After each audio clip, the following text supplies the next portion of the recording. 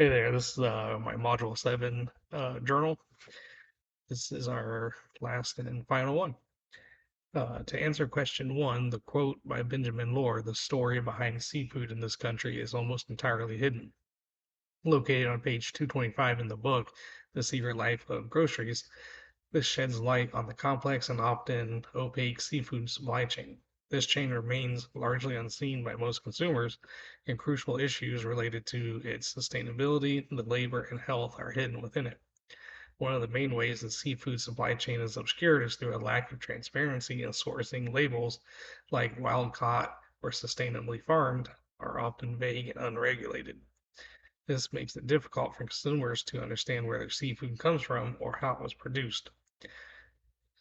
Multiple distributors and processors further distance the consumers from the true origins of their food.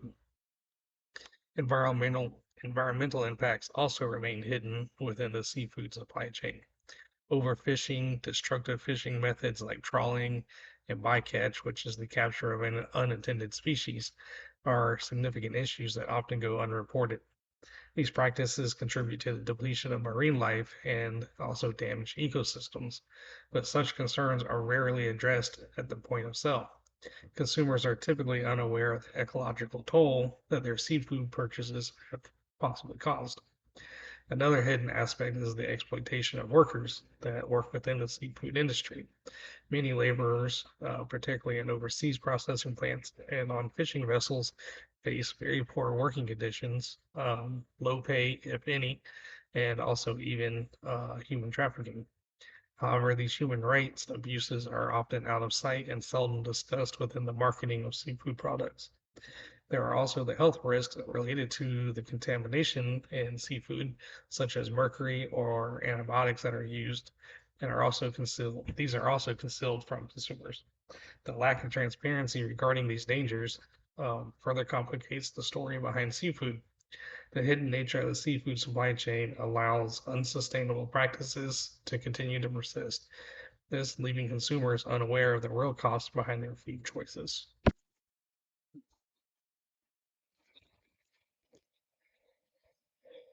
Question two.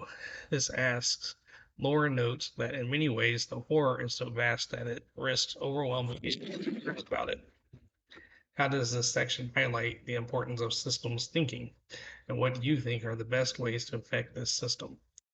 So, in the Secret Life of Groceries book, Laura's statement, in many ways, the horror is so vast that it risks overwhelming anyone who learns about it. I believe this underscores the complexity and the scale of the issues within the food supply chain, particularly in relation to grocery items like seafood. The horror refers to the environmental degradation, the abuse on human rights, and the health risks that are often hidden behind the products that we consume. These interconnected problems are usually so vast and deeply entrenched that they can overwhelm individuals who try to understand or address them. This highlights the importance of systems thinking, which involves understanding how different components of a system are interconnected and how the actions in one part of the system can impact others. By applying systems thinking, one can see that the issues like overfishing, the labor exploitation, and environmental damage are not isolated, but rather part of a larger, more complex network of supply chain practices, policies, and economic incentives. To effectively address these systemic issues, a holistic approach is necessary.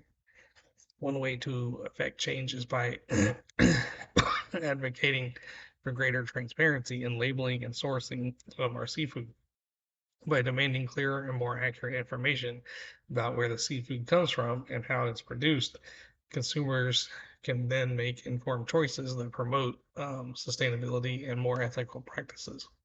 Another key approach is by supporting policy reform, including stronger labor protections, stricter environmental regulations for the food industry, and then finally, consumer education and activism can also help drive a collective action, encouraging the industry to adopt more ethical and sustainable practices. By viewing the food supply chain through the lens of systems thinking, we can hopefully better understand the interconnections and then take more meaningful steps to hopefully transform it.